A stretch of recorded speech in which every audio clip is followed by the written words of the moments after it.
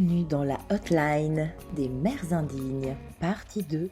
Certains sujets peuvent heurter la sensibilité des plus jeunes. Merci donc de passer ton chemin si tu es un enfant.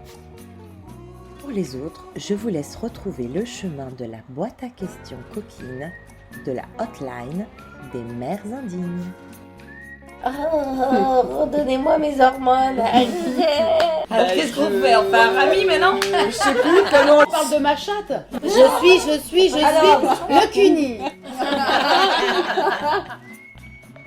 Comme disait notre ami 50 Cent, bienvenue dans le candy shop. Est-ce que devenir mère a changé ta sexualité? Ah bah oui. Sur plein de niveaux. Bah déjà, il y a un enfant.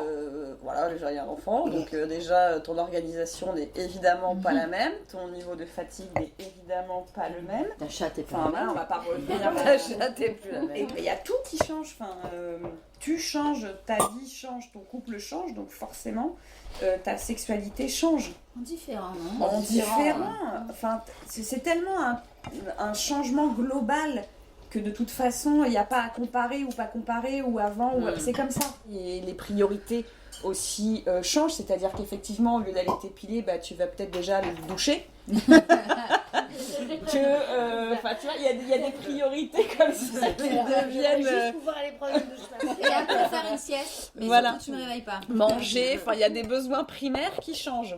Pour moi, il y a un temps de pause où tu enfantes vraiment et où tu es, en plus quand tu allaites, t'es nourricière. Enfin, il y a vraiment un autre rapport au corps, quoi. Tu vois, moi je dormais avec des serviettes, pas des serviettes hygiéniques, hein, des serviettes des toilettes sur les hanches parce que c'était donc dans ces conditions-là. J'ai envie La de te dentelle, dire, on s'en fout quoi. Non, Pas de dentelle. Elle tient pas la dentelle. qui vient pas me toucher un sein. Non. Parce que là, ça peut partir, mais ça peut partir vite. Tu t'es connue mince, grosse, machin, douloureuse, pas douloureuse. Enfin voilà, il y a trop de choses qui se passent. Excusez-moi, mais juste après, effectivement, quand on parlait tout à l'heure des couches, des slip filets et de que tu te vides encore. Des slip filets, oui. Quand même pendant un moment après, soit pour certaines t'as des points, soit pour certaines tu t'assois dans une bouée, soit pour certaines, enfin tu vois, tu ne maîtrises plus tes sorties, alors les entrées encore moins. Infotrafic. Ils ont futé. Qui a envie de faire l'amour juste après avoir accouché? Moi j'ai une amie qui. Oui, mais bon, moi j'ai une amie qui s'est endormie pendant qu'elle a couché. Enfin, tu sais, t'as toujours des femmes tu sais, Qui s'est endormie. Elle s'est endormie entre deux poussées, ouais. Et son mec est là, sa chambre était là. Elle est morte. Voilà, moi j'en avais un qui était un peu chaud du slip et il avait un peu hâte que ça revienne. Bon, bah clairement, on a eu le truc, moi ça partait, je prenais la douche, j'étais là, c'était les 2G qui sortaient en permanence, j'enlevais mon soutien-gorge, les fameuses, c'était quoi là, bon, qui ne servaient à rien, je retirais, ça goûtait, voilà, et donc ça n'a pas loupé. À un moment, je me suis dit, allez, bon, on va relancer la machine, il a l'air, voilà, il a vraiment envie, on y va, machin, et ça n'a pas loupé, il s'est pris le truc dans l'œil, il avait le visage qui était, ça lui a giclé, mais dans la face. Là aussi, le côté des mecs qui effectivement te voient pour le coup différemment, comme une mère. ont assisté au bordel de beaucoup plus près que toi, et ils sont là genre... je pense. Non, Ouais. pas de toucher, de Qu'est-ce qui s'est passé entre les deux? Il y a un truc qui s'est passé. Ils sont en train de processer le machin, quoi. Ouais, il y a un truc qui s'est passé. Je suis devenue mère pour lui aussi. J'étais là, mère. Où ils sont là, genre, elle on va attendre un petit peu que tout se calme et se remette d'aplomb. Et de retirer de la pensée. Et on va retirer quelques images. Il est sorti effectivement de Voilà, bah oui. vagin. Bah oui. Ouais. Qui pensait juste à lui, ou tu vois en tout cas pas à 3 personnes en même temps. C'est ça. On est beaucoup trop nombreuses. Voilà. C'est vraiment le truc de la mère ou la pute, quoi, tu vois. Et en fait, en plus, c'est alimenté par une méconnaissance quand même du corps humain, parce qu'une chatte n'est ni serrée ni large, puisqu'en fait, c'est le périnée qui vient serrer. Donc c'est juste t'as un périnée musclé ou t'as pas de périnée musclé. Et pour moi il y a quand même cette idée dans cette histoire là de est-ce qu'une fois qu'on va devenir parent on a peur que qu'on baisse plus. C'est en fait on a peur de passer dans l'image de l'autre qui est juste un père mais surtout juste une mère. Et donc, plus une femme à conquérir, plus une jeune femme, plus une jeune fille, avec tout le côté naïf qui va avec dans la tête des gens, tu vois. Parce que la mère, telle qu'on le conçoit, telle qu'on a construit l'image de la mère, ça ne va pas avec sexualité et épanouissement sexuel. D'ailleurs, quand on dit va niquer ta mère, c'est pas juste l'histoire de l'inceste. C'est en fait, si je vais niquer ta mère, c'est parce que ta mère n'est pas une personne normalement qui entre dans. Bon, au-delà du fait qu'il faut qu'elle consente quand même, c'est pas juste tu vas niquer ma mère, il faut que ma mère ait envie de niquer avec toi, tu vois. Mais il y a quand même un truc de pourquoi tu irais pas niquer ma voisine ou ma cousine. Va niquer ma cousine, tu vois. Il y a des milfs, mais il n'y a pas des pifs. Des filfs. Des filfs. Bah oui, ça fait un peu des filf. fathers, I like to fuck. Ah, pardon, oui. Alors qu'il y en a quand même beaucoup des faders qu'on would like to fuck. Hein. Ils deviennent sexy. Alors que nous, quand on devient mère, les premiers temps, on est rangé. On est quand même beaucoup moins sexy que... Oui, puis je me demande aussi s'il n'y a pas le truc de l'autorité, tu sais, parce que quand tu deviens une mère, tu deviens aussi quelqu'un qui a de l'autorité. Et je me demande aussi si dans l'inconscient collectif patriarcal qu'on a, il n'y a pas aussi ce truc de la jeune femme avec qui tu étais, qui en fait était dans un truc de séduction avec ton machin, devient aussi une figure d'autorité. Et comme ta mère. Comme de toute ta façon, mère, je pense en qu'il y a fait. un truc genre j'ai une maman, tu deviens une maman. Et puis ça, c'est ce que je fais. Et puis l'autorité c'est pas sexy dans notre truc patriarcal, l'autorité c'est pas sexy chez une femme. Aussi quand t'es enceinte, effectivement certains mecs peuvent te lorgner les loges parce que t'as des très beaux seins et tout ça et tu peux te faire draguer. Mais ton mec super dragué peut passer par des phases où d'un coup il te trouve tellement magnifique, tu es en train de porter la vie et machin, qu'en fait il enlève tout le côté sexy que tu peux avoir. D'un coup il veut plus te baiser, et si toi t'es pas en train de te dire bon, est-ce que les hormones pourraient me ramener un peu de libido dans tout ça, histoire de calmer le truc et de voilà. Tu peux très bien aussi ne pas avoir de sexualité enceinte parce que ton mec ne veut plus te toucher parce que attention, non, il y a l'enfant. Et t'es là. J'ai des potes à moi qui m'ont dit, moi ma meuf quand elle était enceinte, alors effectivement à partir du moment où ça se voyait bien, il y avait ce blocage complet quoi. Il y aurait les deux, il y a ceux que ça perturbe absolument pas, moi pour le coup j'en ai eu un que ça a absolument pas perturbé, et t'as ceux pour qui ils ont ça y est, ils ont compris qu'il y avait la vie dans ton ventre, y a quelqu'un en plus, quoi. Et que c'était en train d'évoluer, de grandir, de se former, etc.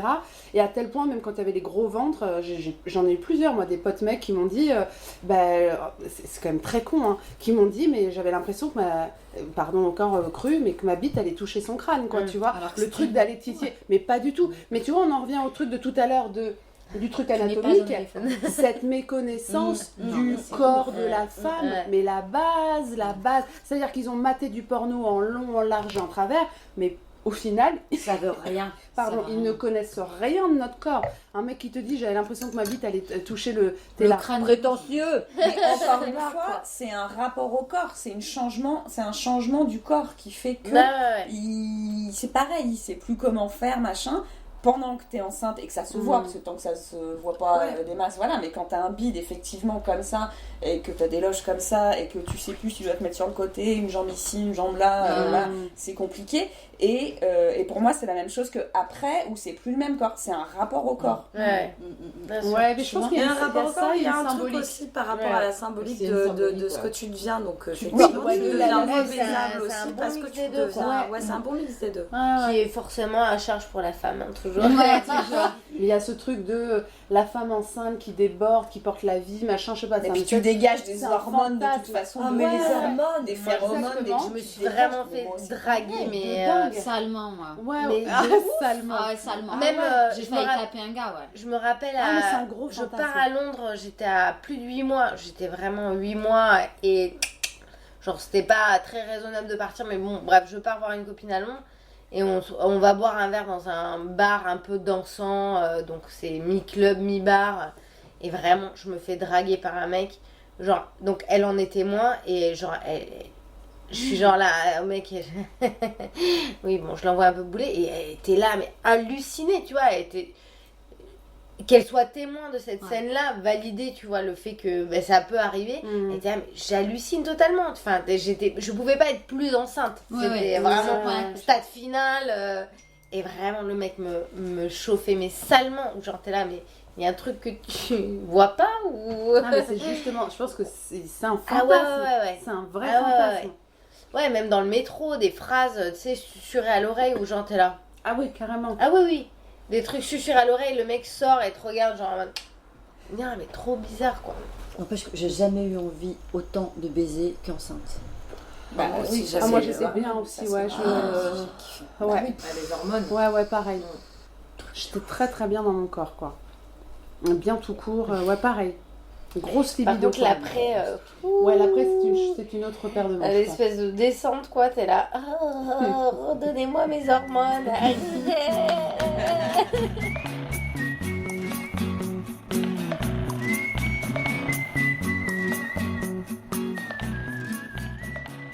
Est-ce que la taille compte? Moi je dirais oui et non. Hein. Bah, exactement. Parce que moi, j'ai Oui et non. eu affaire à des très gros pénis. Ça fait mal. Non, mais surtout, en fait, tu te retrouves face à quelqu'un qui a jamais été accompagné dans sa sexualité, qui penses que ça suffit? Ah bah non. Les trop gros pénis, c'est pas que ça suffit, c'est que c'est un problème toujours, tu vois. Parce qu'après, j'ai eu aussi des compagnons qui ont... Enfin, des amants qui ont eu des tout petits pénis. Mais finalement, ils se démerdent beaucoup mieux, les tout petits pénis. Parce qu'en fait, toujours, ils se disent, bon, bah, j'ai un petit pénis, ok, alors... Claquette. Claquette. Et en fait, on sait très bien que les numéros de claquettes, ça marche très bien. L'hétéropatriarcat te dit, mais si t'as une grosse bite, c'est génial. Bon, bah, en vrai, quand t'as une trop grosse bite, bah, ça marche pas. Là, c'est bien beau d'avoir une big dick, mais il faut savoir s'en servir, quoi. Qu'est-ce qu'on La big dick, c'est hyper paralysant pour les hommes, quoi. Je pense vraiment, quoi. Finalement, je pense que les hommes avec une petite bite, tu vois, ils apprennent. Et putain, enfin, on le sait, je veux dire, la pénétration, c'est fait partout, hein. Bah non. De manière générale, on nous a fait croire, nous, les femmes que tout était dans la pénétration. Hétérocentrés et les hommes, que tout était dans la pénétration, donc dans la taille du pénis, ou dans effectivement le fait de pas avoir eu trop d'enfants et du coup de pas avoir un vagin trop dilaté. Bullshit, mais grosse bullshit en fait, tu vois. C'est clair. Parce qu'en fait, pas du tout. C'est là aussi où on est leurré, genre s'il n'y a pas de pénétration, il n'y a pas de rapport sexuel, si. Je te suce la bite, excuse-moi, c'est un rapport sexuel, on va pas dire non, mais j'ai confondu avec la bise, j'étais un peu, j'étais assise. Je voulais te faire la bise. Je voulais te faire la bise et puis j'étais assise, t'étais debout, c'est pareil, tu vois. On va pas dire non, j'ai sucé mon pote, c'est pas une relation sexuelle, j'ai pas couché avec lui. Ouais, on a été tellement, pour nous, la fellation, c'était un préliminaire. C'était vraiment le truc de préliminaire. Je te fais le cuni, je te suce la bite, et puis... et on attaque les choses sérieuses. Et le cœur du sujet, qui est vraiment la relation en elle-même, où là, tu passes au cœur du sujet, la pénétration. Ça fait 10 ans que je pense que je n'ai pas de vie sexuelle à cause de ça. Ah ouais. Et que je commence maintenant à lire des choses, à entendre des choses qui me décomplexent sur le fait qu'il y a rarement de pénétration, mais... c'est pas pour ça que je n'ai pas de vie sexuelle. Mais ouais, nous, on a une sexualité qui est hors pénétration.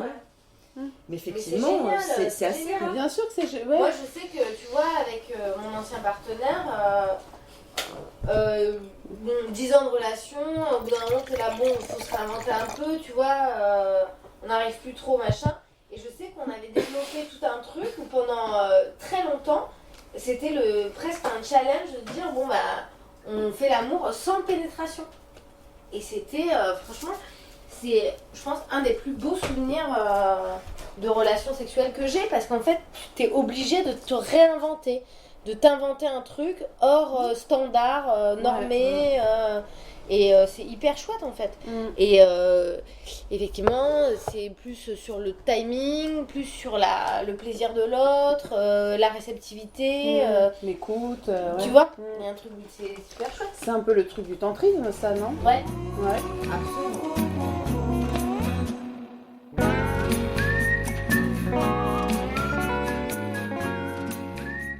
As-tu tenté le BDSM? Oh, j'adorerais. Ah ouais. Ouais, de ouf. Ah ouais? Le quoi? Mais plus le bondage ou plus le SM? Ou les deux? Franchement, les deux. Un twist entre les deux. Okay. Genre full bandage. C'est saucissonné, c'est ça? Ouais, full bandage. S'attacher. Je suis pas non plus le côté d'être entravée. C'est pas très agréable. Moi, j'aime pas trop. Non, je sais pas. Je pense que ça va être très agréable. Mais la symbolique est dure à assumer. Non, puis surtout on connaît la personne. Oui, il faut que tu connaisses. Non, mais tu veux dire, tu vois. Moi, il arrive pas à mon soutien-gorge. Je suis régulièrement saucissonnée. Est-ce que ça compte? Moi, le côté SM ne m'intéresse pas parce que je n'aime pas du tout. Je n'aime pas du tout la douleur et vraiment, je ne pas, ça m'excite pas du tout. Les rares fois où mon ex a essayé de genre me pincer le téton, j'étais là. Ah non, bah alors. Ça fait ça mal, tout de suite, ça. quoi. Alors d'abord, avant d'allaiter, j'avais aucune sensibilité au téton, donc parfois il me caressait le téton, ça fait du bien, je ne sens rien. Voilà. Moi je suis très, faut que ce soit doux et ça peut être sauvage, mais il faut que ce soit que de la sensation agréable et voilà, et douce. Si ça peut être chocolaté et, voilà, et que ça sente le miel en plus par-dessus, c'est parfait quoi. Justement dans le porno, j'avais beaucoup regardé de BDSM. Parce que quand j'ai compris que ça existait, je comprenais pas que ces gens fassent ça. Et j'ai regardé plutôt du bondage que du SM, parce que le SM, dès que je regardais les gens, j'étais là, ah, j'ai mal. Ouais. Mais le bondage, il y a quand même des gens qui se suspendent avec des cordes, et c'est fait d'une certaine façon, et où ils prennent leurs pieds un peu en suspension, quoi. Et ça m'intéresse pas, moi, de le faire. Mais par contre, ça me fascine un peu. Je me dis. T'as même une version hardcore avec les crochets. Alors ça va toujours. Non mais pardon. Ça m'a toujours. Mais la torture. Non mais là on est sur une version extrême. Mais waouh. Non mais moi je peux pas. Moi dès que je vois quelqu'un dont la sensation pourrait être une sensation de douleur, je la sens dans mon corps et ça me. On peut se dire que dès qu'il y a du sang, c'est. Non, mais c'est ça. En fait, je pense que ce qui peut être chouette dans le BDSM, c'est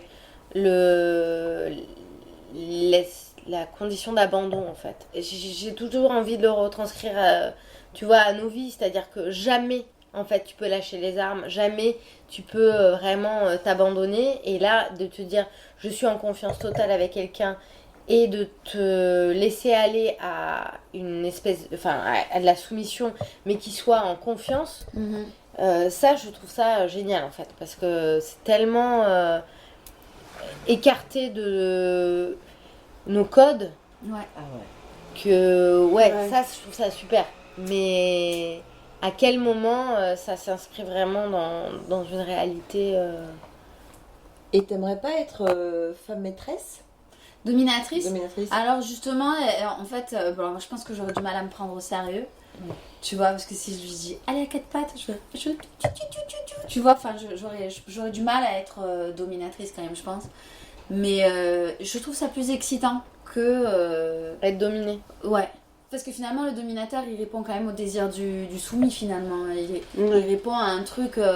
En fait, en tant que dominateur, en gros, qu'est-ce que tu vas aimer tu vois, en tant que soumis, qu'est-ce que tu vas aimer faire, quoi. Donc, tu veux quoi? Tu veux que je t'insulte? Tu veux que... Tu vois? Mais... Et ça, je trouve ça vachement intéressant parce que tu te dis, en fait, tu vas pouvoir agir sur quelqu'un et lui provoquer un plaisir direct sans qu'il y ait en plus d'actes forcément sexuels, d'ailleurs, tu vois? Parce que ça peut être de la domination sans qu'il y ait de l'acte. Et c'est complètement déconnecté. Et ça, je trouve ça assez intéressant. Mais je pense que moi, j'aurais quand même beaucoup de mal à prendre le personnage, quoi. Ouais. Parce que moi, je ris quand même assez facilement. Ouais, c'est ça. Moi, je vois, j'ai des potes qui font ce truc de BDSM et qui me racontent comment, des fois, ils arrivent chez leur conjoint, parfois, tu vois, genre, salut, et ils ont dealé en amont, tu vois, de jouer un personnage et d'arriver à complètement acter, tu vois, il y a un truc d'acting très, très fort. Effectivement, ça te déconnecte bien de ta réalité. Et c'est presque... c'est du jeu d'acteur, quoi. Donc c'est très différent de ce qu'on a l'habitude de faire dans nos sexualités, où on te dit, en fait, sois toi, écoute ton désir. Là, t'es plus toi. Non, t'es plus totalement toi. Tu joues un personnage. Un autre toi. Voilà, un toi transféré. Et finalement, c'est pas toute la pression de ton être, c'est ça aussi. Oui, mais finalement, c'est très difficile. Parce qu'on est là à dire oui, bon bah alors moi je laisse pousser mes poils, j'ai plus de maquillage, je suis totalement moi, mais en plus il faut que je joue un autre personnage pour pouvoir avoir du plaisir au lit, tu vois, ou pouvoir le réinventer. Ça demande quand même beaucoup d'imagination, d'investissement. Mais moi, ce que je comprends du BDSM, parce que je n'ai pas du tout pratiqué, mais on en a pas mal parlé. Et en fait, c'est déjà un milieu très codifié et c'est un milieu. Donc il y a quand même des règles de sécurité, ce qui fait que les gens peuvent se lâcher prise dans la douleur ou dans la domination, mais il y a des règles très établies et strictes. Ce qui fait. Ah oui, il y a des règles systématiques. En fait, t'as un safe word. Voilà. Et c'est pas négociable en fait. Il y a quand même une très très grande notion de consentement. Ce qui est. Et c'est ça qui est génial. Voilà. Parce qu'en fait, en dehors de cet endroit-là, du BDSM, tu vois, on parlait de douleur à la pénétration ou quoi, à aucun moment tu peux dire à ton mec, ah, pardon, j'ai mal. Sans que ça refroidisse la personne, alors que dans le BDSM tu peux très bien dire je fais une pause et c'est complètement entendu et admis dans le cadre de la relation. Et en fait le moment où tu dis stop, c'est potentiellement un endroit de parole, et là où en fait il n'y a pas de parole dans la relation hétérocentrée. Absolument. Dans le couple classique. Bah ouais. Classique, et souvent, quand tu mets la parole, c'est une remise en question du potentiel d'une personne, tu vois. Et alors que le BDSM, c'est un espace où tu peux dire librement, j'ai envie que tu me pisses dans la bouche. Et qu'il n'y a pas de lieu de jugement. En fait, c'est un espace sans jugement. Je pense génial. Que c'est ça que les gens viennent chercher. Bah oui. Et dans cette histoire de jouer des rôles et la difficulté d'être dans l'acting, je pense que c'est pas vraiment la difficulté d'être quelqu'un d'autre, c'est au contraire la possibilité de faire évoluer un des personnages que tu as en toi, qui est peut-être un peu limité. Au quotidien, et de dire bah moi en fait il y a des moments j'ai un peu envie de marave des gens.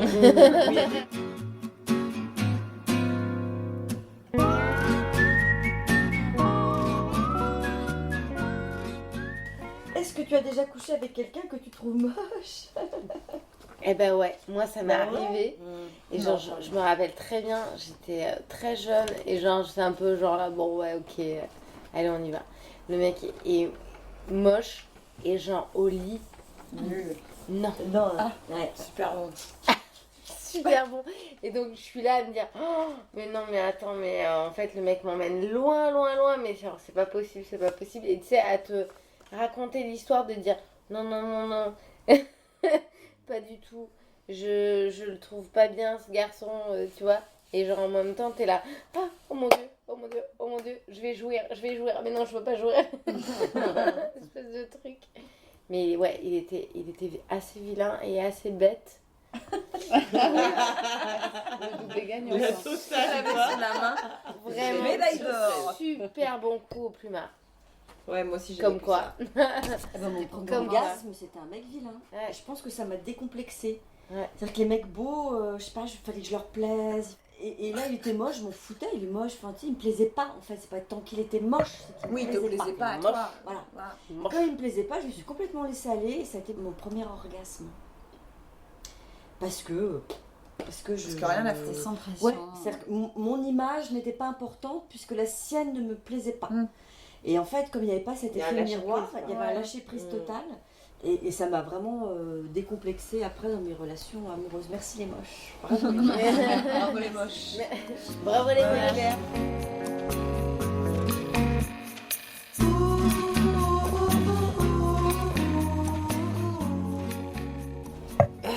Comment as-tu expliqué à ton ou tes enfants comment on fait les bébés? Parce que c'est arrivé déjà. Oui. Ma fille a 10 ans, donc c'est arrivé plusieurs fois qu'elle me repose la question de mais en fait comment on fait les bébés parce que j'ai eu quelques versions et je suis pas tout à fait c'est pas cohérent. Entre les abeilles et les cigognes, les roses, les choux, ouais, c'est ça, qui fait quoi? Est-ce que quand on mange du chou on mange un bébé? C'est pas, j'ai pas compris. Non, je pense que quand elle était plus petite, j'ai expliqué la sexualité un peu timidement, j'avoue. J'ai galéré parce qu'en réalité, c'est quand même un peu la galère. Après, ça dépend de l'âge aussi, tu vois. Mais c'est une vraie question parce que c'est important d'expliquer ça. Et c'est important, je pense, d'essayer de trouver la façon d'en parler le plus simplement possible pour que la sexualité soit déjà pas un tabou, quoi. Ne devienne pas un tabou. Et quelque chose de trop imagé aussi, c'est-à-dire trop éloigné, sans être dans le trop vrai non plus, mais pas trop imagé non plus, tu vois, du coup de la cigogne, du machin, parce qu'après pour rattraper le coup, t'es là.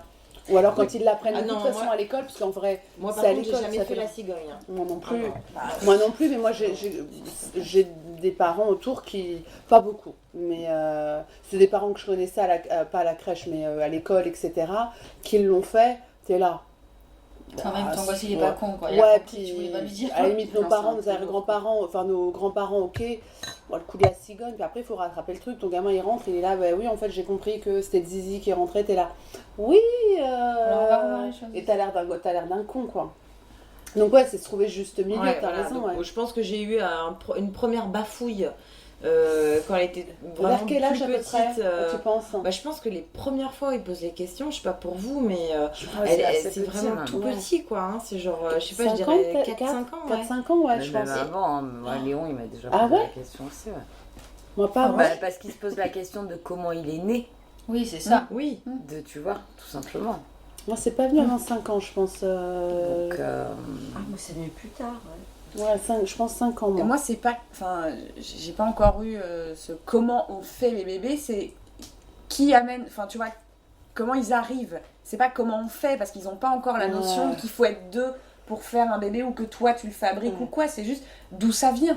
Enfin, qui fabrique les bébés. Tu vois, qui les amène. Ouais, c'est ça, d'où ça sort, quoi. Tu vois. Et t'as pu expliquer ça? Moi, je suis pas encore rentrée dans le vif, mais peut-être je me dis il faudrait que ce soit quelque chose d'un peu préparé pour effectivement elle a 5 ans. Elle n'a pas encore demandé comment on fait. Elle sait que ça vient dans le ventre des mamans.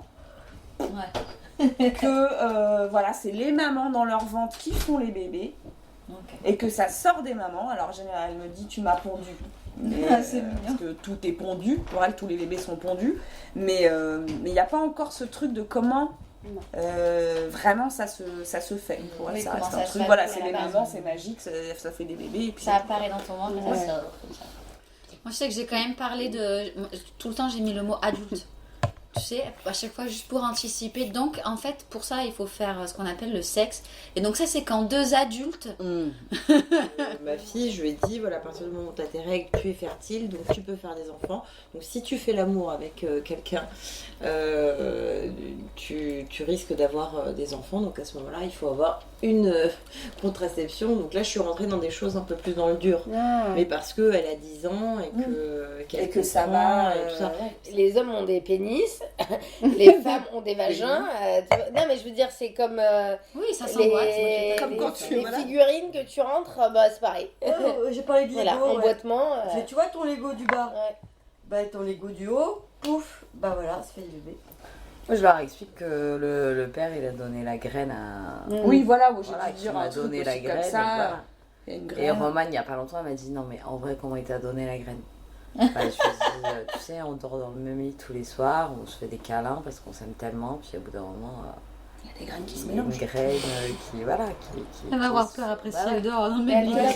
Elle te l'a demandé là récemment, sans savoir vraiment le truc ou pas? Non, mais vraiment. Non, si, je lui ai dit, elle sait ce que c'est que le sexe. Non, mais tu lui as dit comment ça se faisait vraiment ou pas? Je lui ai dit qu'on faisait l'amour et que.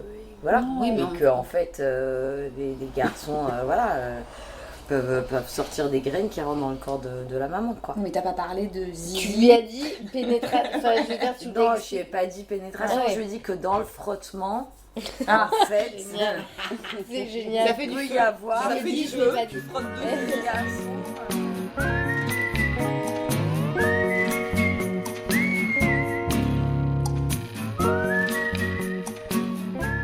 Elle va comment ta libido? Oh bah tiens.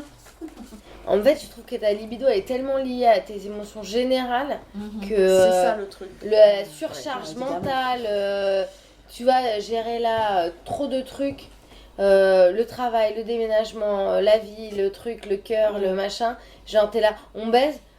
Franchement, non. Est-ce que je peux juste dormir? Merci. Non, pour moi un massage si tu veux pour que je me relaxe et que je me même rende plus pas, vite, ne me touche même pas, non, même pas. Ouais, tu te sens trop pollué quoi, tu te sens trop parasité. J'ai pas d'espace disponible.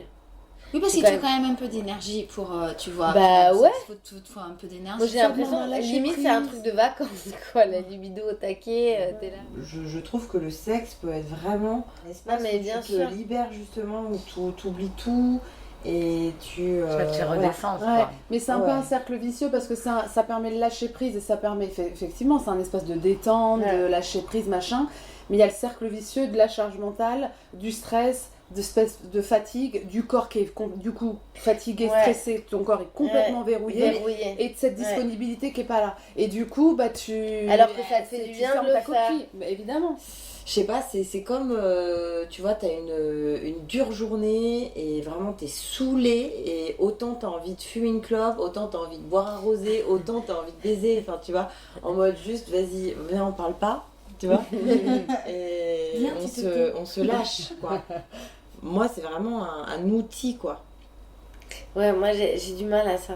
Ouais, moi aussi, c'est un outil. Moi, faut que faut que je sois dispo. Moi, je sais que je conscientise trop, je pense. Ouais. Non, mais la libido, c'est compliqué. Oui, puis c'est lié directement au mental. On parle de charge mentale, ça verrouille. Il faut être disponible à ça. Ça c'est ça. Moi, c'est clair. C'est lié avec la fierté que j'ai de ce que je fais. En ce moment, je peins ma maison. Je vois le travail se faire sous mes yeux. C'est moi qui l'ai fait, moi toute seule. Donc je suis hyper fière de mon truc, je regarde mon travail, je bois ma bière sans alcool et j'ai envie de baiser. Voilà. Alors que je fais une lessive, je m'occupe des enfants, je fais la bouffe, mais j'ai pas envie. Mais là je peins ma maison, je fais tout ça aussi. Mais en fait du coup c'est ton espace de création, c'est ta créativité qui te... Bah oui, du coup c'est galvanise quoi. Ouais. C'est du désir. Voilà. Mais des fois tu peux baiser aussi juste parce que toi t'as envie de baiser, l'autre en a... Tu peux convaincre, t'arrives facilement à convaincre. C'est pas difficile à convaincre. Voilà, c'est pas difficile à convaincre. Oh là c'est un gros sujet.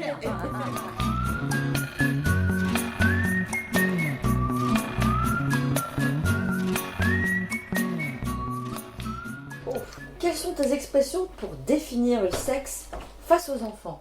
Le zizi et la zizine. Ah oui, la zizine. J'ai jamais entendu la zizine. Bah non, du coup, c'est pour une fille, zizine. Ah bah oui. Ma zizine poilue. Bah tu l'aimes, ma grosse zizine, tu le dis souvent. Dans ma famille, c'était la peseta.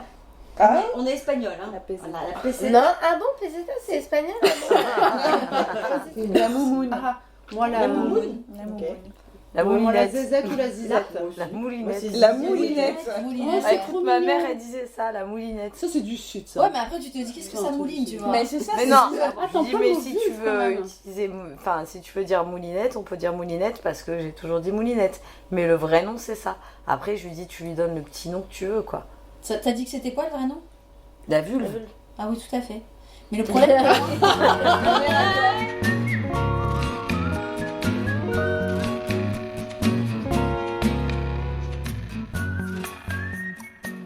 Tes parents t'ont-ils parlé de sexe? Ah bah non, c'est ce que je disais tout à l'heure.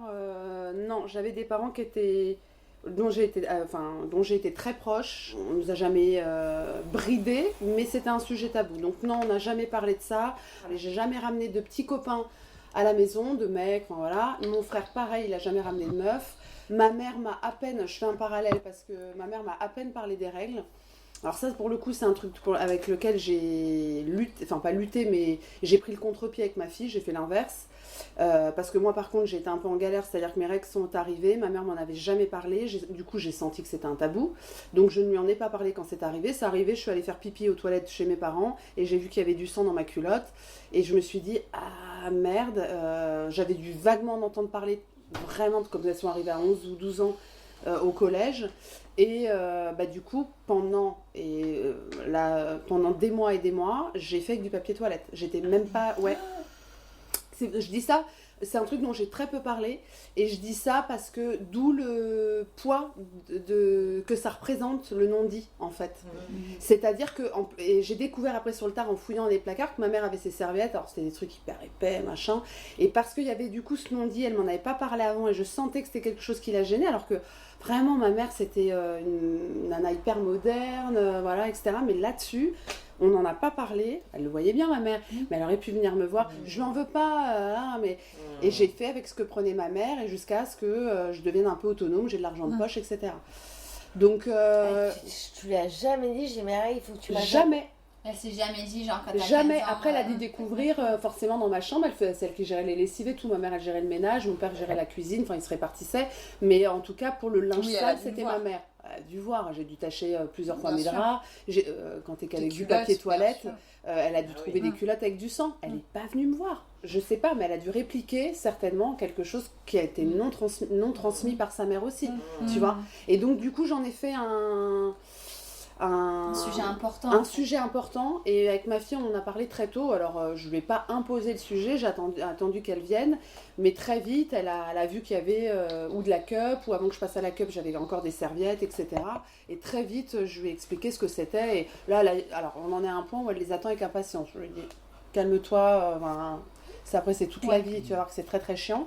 Mais pour dire un peu tu vois, pas les défaillances, mais la solitude que j'ai ressentie, en tout cas par rapport à ça. J'ai ressenti une très grande solitude. Mais moi, je pense que c'est très fréquent. Hein. Enfin, je pense, moi, on m'a pas expliqué non plus ni la sexualité, ni les règles. Ouais.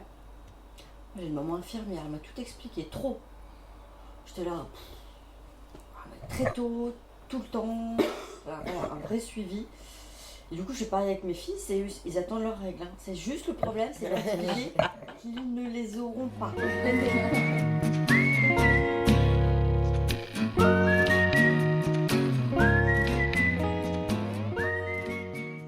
C'est quoi l'accident du cul?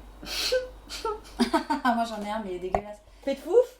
Un pet de fouf, tout le monde a des pets de fouf. Oui. Ouais, ça va, j'ai l'accident du cul que je veux, non? Oui, tout à fait. En fait, la première fois que j'ai fait une sodomie, j'ai pris mon pied et du coup j'étais très relaxée, j'étais très bien. J'ai chié dessus. Et en fait, mon mec s'arrête et je lui dis oh, mais non, c'est trop bien, vas-y continue. Il me dit non, je pense qu'on peut s'arrêter là. Et mon mec n'avait pas senti. Non, mais quand je me suis retournée, j'ai senti. Tu sens pas forcément en fait. Ouais.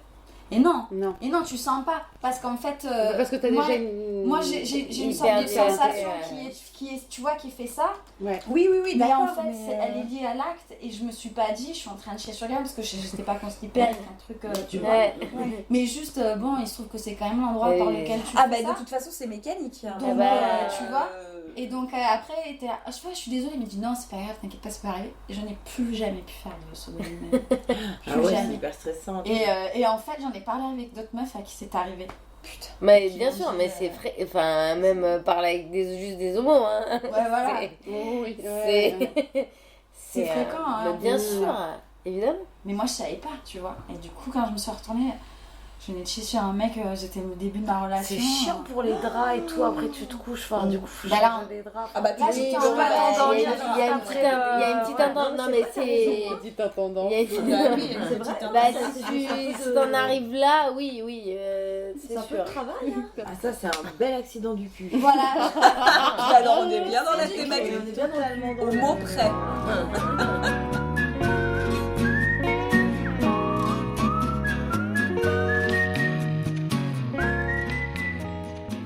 Comment ta première fois?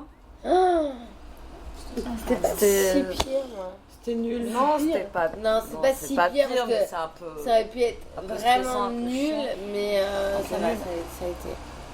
Puis la première fois, souvent t'es bourré donc. Bourré? Non. Bah non, seulement. Moi j'étais un peu bourré. Pas bourré. Ah non, moi j'étais avec un mec super, j'aurais dû me marier avec lui. Moi j'ai bien aimé aussi. C'était vraiment classe. Ça m'a donné beaucoup de plaisir. Non. Oui, moi non plus. Ça m'a juste un peu encombré. Des sensations. Voilà. J'avais des sensations, mais quand t'es avec un mec bien, que tu l'aimes, qu'il t'aime, que c'est tout doux, c'était sympa. Un grand merci à toutes ces mères indignes qui ont largement joué le jeu. Je me suis régalée à ce dîner qui s'est fini très tard dans la nuit, mais il faut dire qu'on avait beaucoup de choses à se dire. Et on a beaucoup ri, ça fait beaucoup de bien. D'ailleurs, le fait de rire comme ça en parlant de cul, ça me fait penser à cette déesse de la mythologie grecque, Baobo. Baobo disait « Regarde-toi, tu es un être de chair, tu as un sexe, tu as le pouvoir de jouir et de donner la vie. » Baobo, cette déesse provocante, obscène et joyeuse de la mythologie grecque, a sauvé le monde. Elle a été la seule à dérider Déméter, dont la dépression était en train de plonger la terre dans un enfer stérile et glacé. Comment elle l'a déridé ?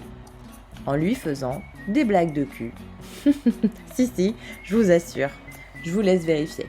Et je crois que cette nuit-là, on a largement sauvé le monde.